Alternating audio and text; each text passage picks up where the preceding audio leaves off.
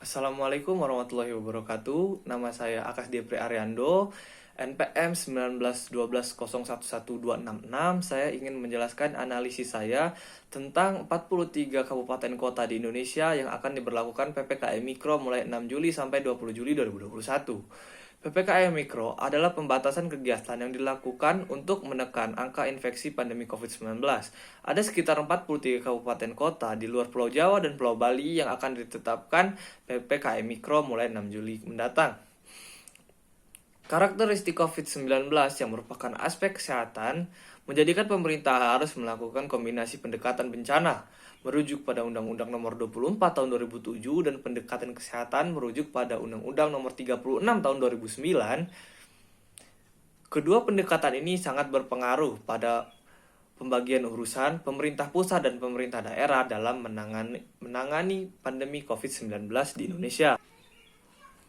Dalam Undang-Undang Nomor 23 Tahun 2014, urusan kesehatan dan kebencanaan digolongkan sebagai urusan pemerintah yang konkuren, yang dimana pemerintah daerah juga memiliki kewenangan dalam menangani masalah pandemi 19.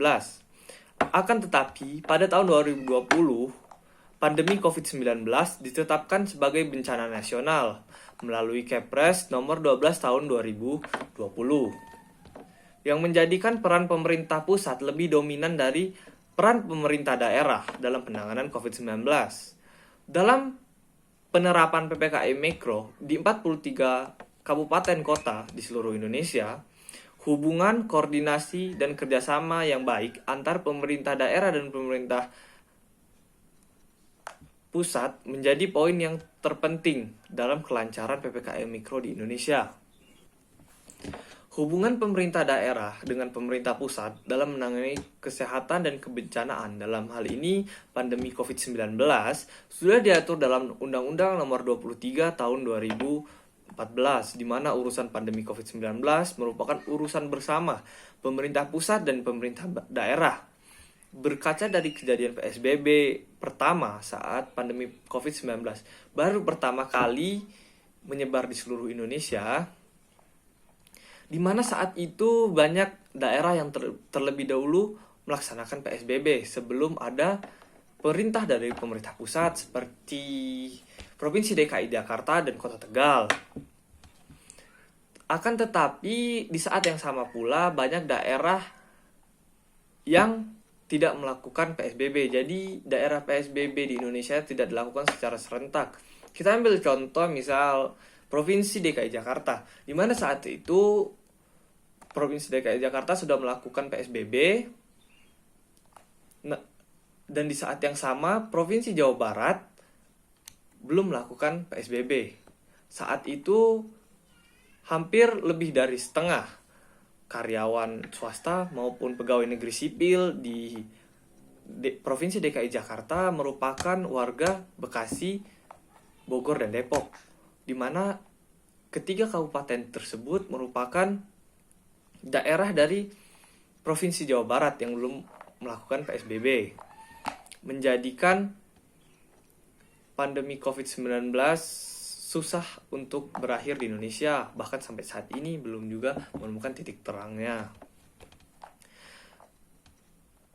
Walaupun demikian,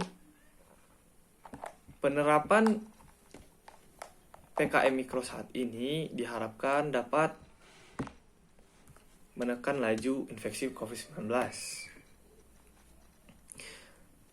Di Indonesia saat ini bahkan menurut epidemiologi belum mencapai puncak dari penyebaran pandemi COVID-19 ini. Sedangkan di negara-negara Eropa, banyak negara-negara Eropa sudah melaksanakan acara olahraga dengan full penonton di dalam stadion.